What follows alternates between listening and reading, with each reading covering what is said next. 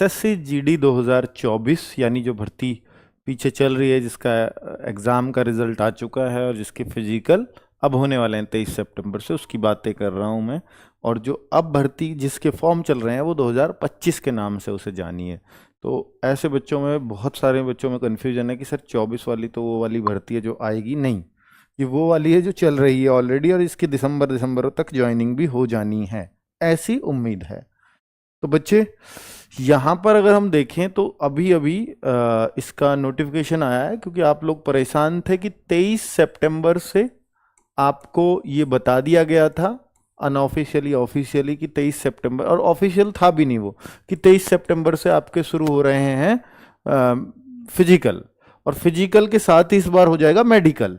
तो ये unofficial letter चल रहा था कि भाई वो इंटरनल लेटर हो, बच्चों को ये सूचित नहीं किया गया। बच्चों को पहली बार सूचित किया जा रहा है ऑफिशियल माध्यम से कि भाई आपके अब 23 सितंबर से शुरू हो रहे हैं क्या, आपके फिजिकल और मेडिकल साथ में। बिल्कुल ही ऑफिशियल लेटर है। और बच्चों सब लोगों का एडमिट कार्ड भी आ चुका है इसके साथ कि आपकी कब कब कैसे कैसे जो है हो गए। एक बार मुझे कमेंट करके वो लोग भी जरूर बताएंगे कि क्या ऐसा भी कोई बच्चा है जिसके अभी नहीं आए हैं। मुझे अभी नहीं पता इस बारे में कि सबके आए हैं नहीं आए हैं, पर जितने लोगों से बात हुई है कि सबके निकल रहे हैं अब तक। ठीक है, हाँ। तो 23 से मेडिकल स्टार्ट हैं, फिजिकल स्टार्ट हैं। अब आप बच्चे ये सोच रहे होंगे, बहुत सारे बच्चों को ये कन्फ्यूजन होगा कि सर कितने दिन के लिए बुलाएंगे, ऐसे वो 2 दिन के लिए, 3 दिन के लिए, 4 दिन के लिए। तो ये वाला कन्फ्यूजन तो नहीं है अब आपके अंदर। हाँ बिल्कुल हो सकता है, पर उन्होंने बोला कि देखो जी हम जहाँ बुलाएं आपको आना पड़ेगा, पर आपको रहने खाने की व्यवस्था सब अपनी खुद देखनी पड़ेगी, हमारा इससे कोई लेना देना नहीं है।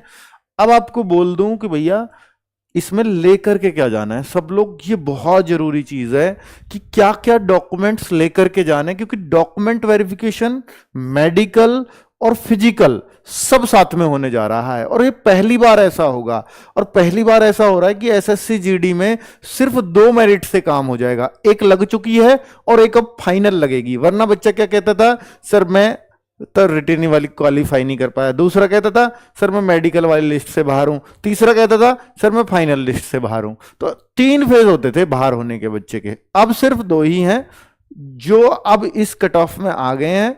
अब बस सब बच्चों को, एक तो फायदा सबसे बड़ा यह है कि सभी बच्चों को मेडिकल करवाने का अवसर मिलेगा। जो भी बच्चा फिजिकल पास करेगा वो सब बच्चों का मेडिकल होगा। पहले ऐसा नहीं होता था, पहले वो अपनी मर्जी से फिजिकल पास भी कर लिया, फिर फिजिकल पास वालों को भी फेल कर देते थे। बाद में फिजिकल पास वालों में से भी कुछ को कट ऑफ बढ़ा करके बाहर कर देते थे और मेडिकल चुनिंदा बच्चों का करवाते थे जितने उनको चाहिए होते।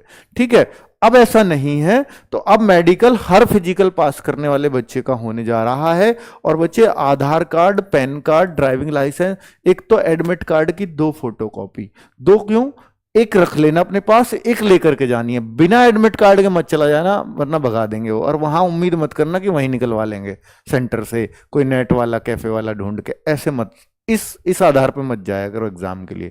ये भी एक एग्जाम ही है। तो आधार कार्ड या पैन कार्ड या ड्राइविंग लाइसेंस या वोटर आईडी, इनमें से कोई सी भी एक चीज है आपके पास तो वो चल जाएगी। ठीक है, बाकी 10th की मार्कशीट और 12th की मार्कशीट, ये 10th और 12th क्यों लिखा है, 10th की तो लेकर के जानी है हर बच्चे को।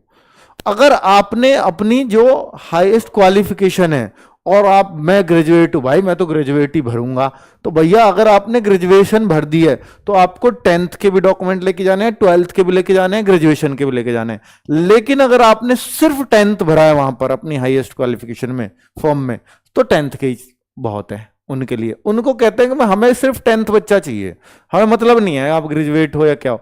पर अगर आपने ग्रेजुएट भर दिया फॉर्म में तो फिर हमें डॉक्यूमेंट चाहिए।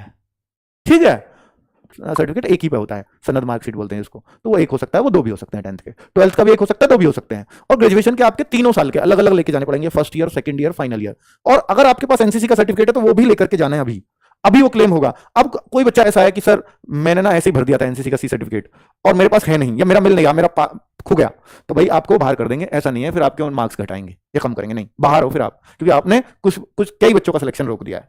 आपने ऐसे भर के, फॉर्म बड़ा इंपॉर्टेंट होता है और उसकी वैल्यू जब डॉक्यूमेंट वेरिफिकेशन कराते हैं तब समझ में आती है, तो आपके माँ बाप जानते हैं। और अगर उनको आप 2 ऑप्शन दो ना कि मेरी नौकरी चाहिए, मेरी जान चाहिए, तो आपकी जान। प्लीज अपना ख्याल रखना कि ऐसी कोई भी चीज मत खाना, कुछ भी ऐसा पदार्थ, कुछ भी ऐसा मटेरियल, कुछ भी मत लेना जो मतलब कुछ भी खा लेना। और उतनी प्रैक्टिस है नहीं जो शरीर उसे झेल पाए। ठीक है, बिना प्रैक्टिस के आप पास नहीं हो सकते, कैसे भी नहीं हो सकते। चलो, थैंक यू, नमस्कार, धन्यवाद।